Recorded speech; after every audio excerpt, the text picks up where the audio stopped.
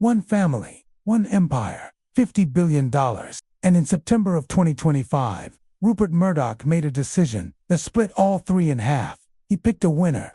His son Lachlan got Fox News, the Wall Street Journal, the New York Post, the keys to the most powerful media machine on the planet. His other son James got $3.3 billion and a door slammed in his face. Most people would take the money and disappear. James Murdoch bought a magazine empire instead. That's where this story is right now. Not at the beginning, not at the peak. Right here, in the wreckage of a family that built something worth $50 billion and then tore it apart, deciding who would own it. And the part nobody is talking about. The settlement didn't end the war. It just moved it to a different battlefield. Stay until chapter 4, because the number at the beginning of this video is not the most surprising part. What happened right after the settlement is the king and his kingdom, Rupert Murdoch, spent 70 years building a media empire that stretched across 4 continents, newspapers, television, film studios, satellite networks. At his peak, he controlled what millions of people believed was true. That's not a media company. That's a superpower. In 1952, Rupert Murdoch inherited a single newspaper in Adelaide, Australia. One paper, a regional publication his father left him. He was 21 years old and had exactly 0 reasons to believe he would one day own Fox News. Murdoch didn't build his empire by being the smartest person in the room. He built it by being the most willing to do what everyone else refused to do. He sensationalized. He tabloidized. He took newspapers that were losing readers and turned them into something people couldn't stop reading, even when they hated themselves for it. He moved to the UK, then to the US, each move more aggressive than the last. He launched Fox News in 1996, when everyone told him cable news was a dying format. Within a decade, Fox News was the most watched cable news network in America. Here's the detail that recontextualizes everything. Rupert Murdoch became an American citizen, specifically so he could own American television stations. Citizenship, the ultimate business decision. Not loyalty, not love of country. A regulatory war. The most powerful media empire in the world was built by a man who treated every border national, ethical, journalistic as a problem to be solved, not a limit to be respected.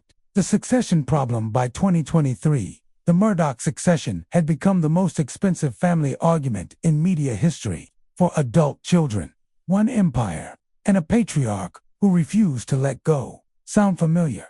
It should. HBO made a billion-dollar television show about it.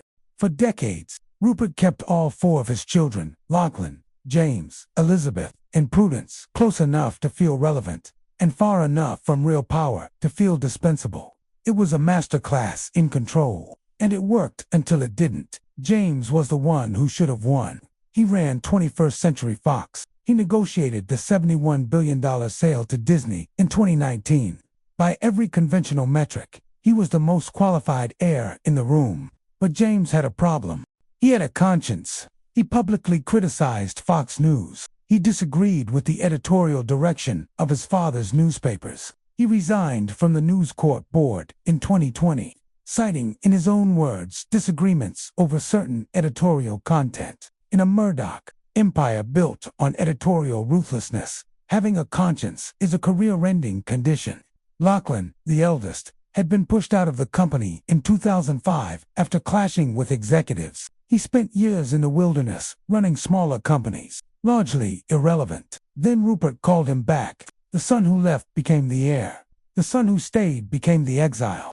In a media dynasty, loyalty to the brand matters more than talent. Lachlan didn't win because he was better. He won because he never publicly disagreed.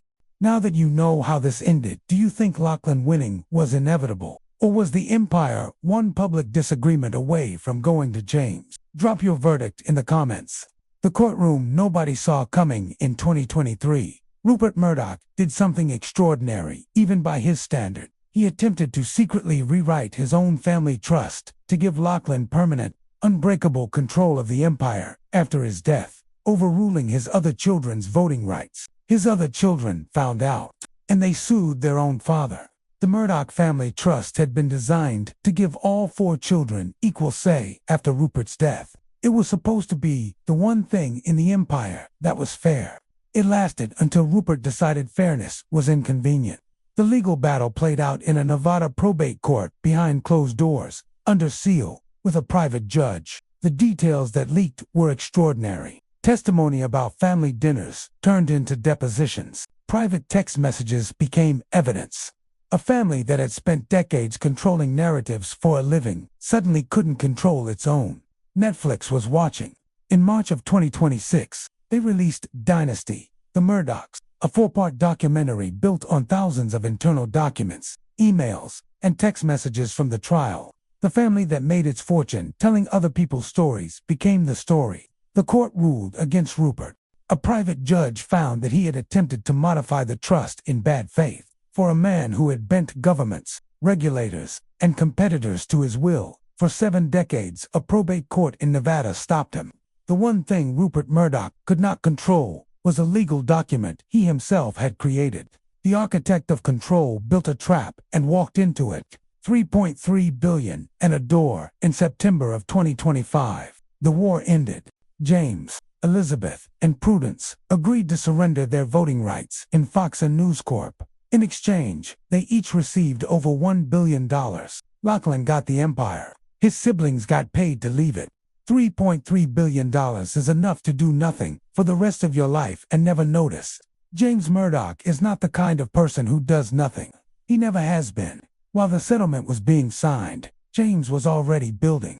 His investment company, Lupa Systems, had been quietly accumulating media assets for years. Stakes in Tribeca Enterprises, a 49% stake in Art Basel's parent company, a major entertainment producer in India. But in May of 2026, the move that made everyone stop and look, James Murdoch entered advanced talks to acquire New York Magazine and the Vox Media podcast network, including Pivot, hosted by Kara Swisher and Scott Galloway, for over $300 million. New York Magazine, the same publication his father bought in a hostile takeover in 1976, the same one Rupert sold in 1991. 50 years later, a Murdoch was buying it back, just not the one Rupert chose. Here's the detail that makes this genuinely strange. Rupert Murdoch bought New York Magazine in the 1970s, specifically to gain legitimacy in the American media market. James is buying it back for the same reason, but to build a media empire that stands directly against everything his father built, from Fox to Vox, from the right to the left, same family, opposite directions. $3.3 billion and a door slammed in your face is apparently all it takes to make a Murdoch want to prove something. 2 empires, 1 name. As of today, there are 2 Murdoch media empires. One runs Fox News and the Wall Street Journal. The other is being assembled, deal by deal, out of the wreckage of the settlement. Same bloodline, different visions of what media should be. This has never happened before. Media dynasties don't split. They consolidate, they merge, they buy competitors. They don't create them from within their own family. Lachlan's empire is the one everyone knows. Fox News reaches 87 million American homes. The Wall Street Journal is the most read business newspaper in the world. The New York Post has been shaping tabloid culture for decades. It is by any measure one of the most powerful editorial operations ever assembled. James's empire doesn't exist yet, not fully. But the architecture is forming. New York Magazine and its verticals, The Cut, Vulture, Intelligencer, collectively draw nearly 10 million monthly visitors. The Vox Podcast Network includes some of the most influential voices in tech and business media. And James has 3.3 billion reasons to keep going. The most dangerous competitor Lachlan Murdoch will ever face might be his own brother. Not because James is more powerful, but because James knows exactly how the empire works and exactly where it's vulnerable. The most expensive mistake Rupert Murdoch ever made might not have been the trust modification. It might have been creating a well-funded, highly motivated, deeply informed opponent and calling him family.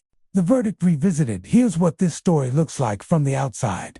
A father built an empire, picked a favorite son, paid off the others, and secured his legacy. Here's what it actually is. A man who spent 70 years controlling narratives lost control of his own.